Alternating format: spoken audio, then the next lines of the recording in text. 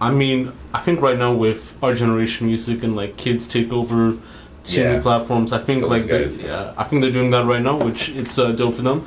But I do feel like a lot of the people really wanted to do like a no jumper one, you know, like in that sense too, because it helped solidify like that sort of story too. I think he did one with like Slumps recently, which I think it was pretty interesting too. Like I'm not like keen on the whole underground thing, but I do understand like the situation of like what's going on too, and like I think even it's an interesting question to ask right now. So, how do you feel about the whole like new media like taking over right now? So, the like new age media being portrayed right now versus like the other traditional media with, you know, Vlad, Say Cheese, Dirty Glove Bastard.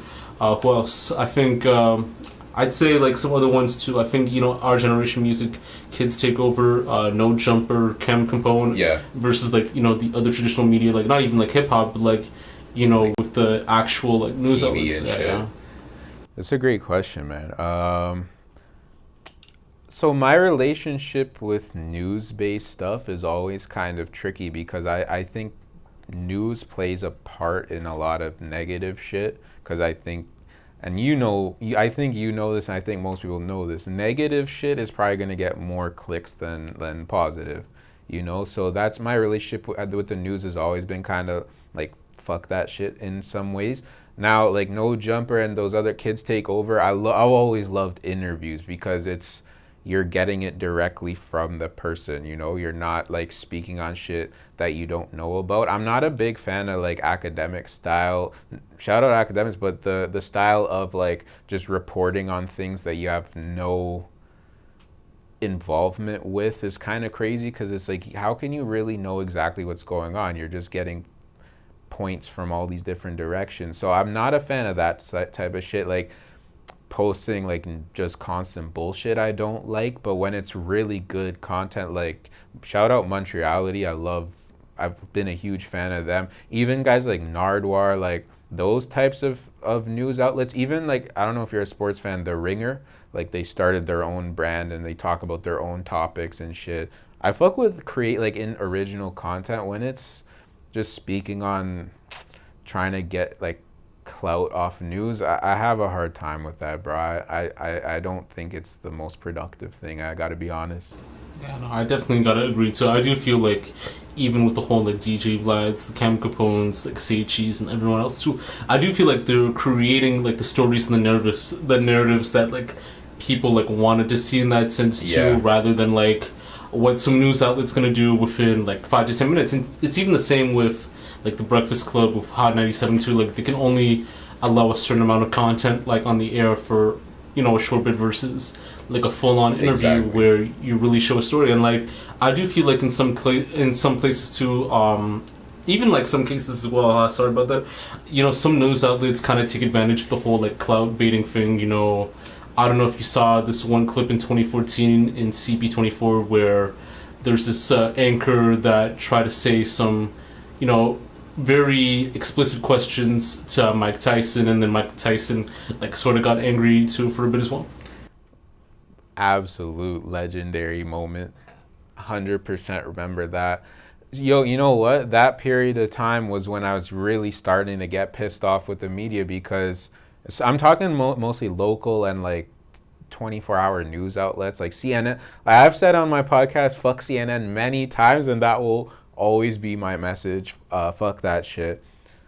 The reason I was starting to get really frustrated with shit at that time was like Rob Ford was the mayor, and people in the media I thought were taking so many cheap shots at that guy, and he was his life was a mess. Like he was a wild guy, don't get me wrong, but it was just, I thought so many cheap shots, and reporters were getting very comfortable with talking a lot of shit. And when that guy said that to Mike Tyson, like he deserved that, bro. And not just him. Like I think some people in media are way too confident with just talking crazy. Like, bro, Mike Tyson is Mike Tyson. You're not Mike Tyson, bro. Like, you got to remember, sometimes play your role. I think media guys sometimes get too caught up in thinking they're the star when literally you're reporting on shit, you know? And, you know, I guess I'm part of media and shit, but when you create your own content, at least you know it's yours. You know, when you don't even own the content, you have no idea what's going on, like, but you're talking crazy. Like, academics to me talks too crazy. He doesn't, like, it's not stories that he did. He's always reporting on someone else, and to me, stuff is a little irresponsible. Like, bro, you gotta chill sometimes, you know. I don't know. That's how I feel. I think media people do sometimes talk too crazy. And, you know, it's very interesting too, even with the whole, like, Ebro situation with Kodak Black, where that's, like, the same situation that happened with Tyson too, you know, because I do feel like in some cases too, that's why they have, like, you know, press companies or publicists to actually manage to, like, sort out, like, people who will actually make a genuine and good interview versus someone that's, like, looking for views and clicks and all that. And I think sometimes too it's harder to navigate, like, what's real and genuine versus, like, what's fake and, you know, counterfeit in that sense too. No, I agree, and I don't want it to get twisted. Like, I don't want hard-hitting questions, of course, but if you don't ask it respectfully, which I think a lot of these guys don't, you can get checked. Like, you're not above getting cussed out, you know. Like, ask the question respectfully, you know. Most definitely. And it leads on to this other question that I have too. So, do you feel that there are certain differences in how independent journalism is handled versus, like, mainstream journalism in terms of, like, ethics and, like, freedoms and that sort of? I don't know about that, because I still don't really consider myself a journalist. Like, you know, I never reported on any news really. Like, I don't know how it works. I do think that regular, like, 24/7 media is terrible thing. Like, I don't think we should have that, whether it's independent or on TV.